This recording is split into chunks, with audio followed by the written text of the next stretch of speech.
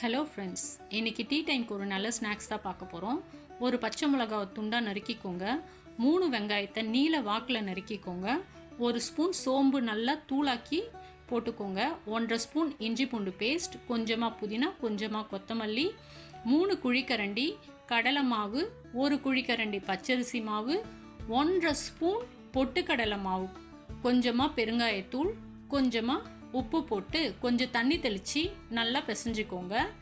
இந்த பேஸ்ட்டில் கொஞ்சம் வெதுன்னு 1.5 spoon oil போட்டு கலந்து இந்த பேஸ்ட்டை திரும்பவும் நல்லா கொஞ்சம் பிசைஞ்சு எடுத்துக்கோங்க.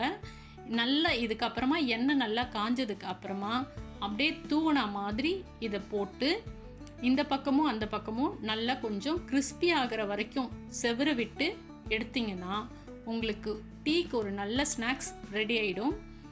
இந்த ரெசிபி உங்களுக்கு பிடிச்சிருந்ததுன்னா எங்கள் சேனலை சப்ஸ்கிரைப் பண்ணிக்கோங்க. தேங்க்ஸ் ஃபார் வாட்சிங் ஃப்ரெண்ட்ஸ்.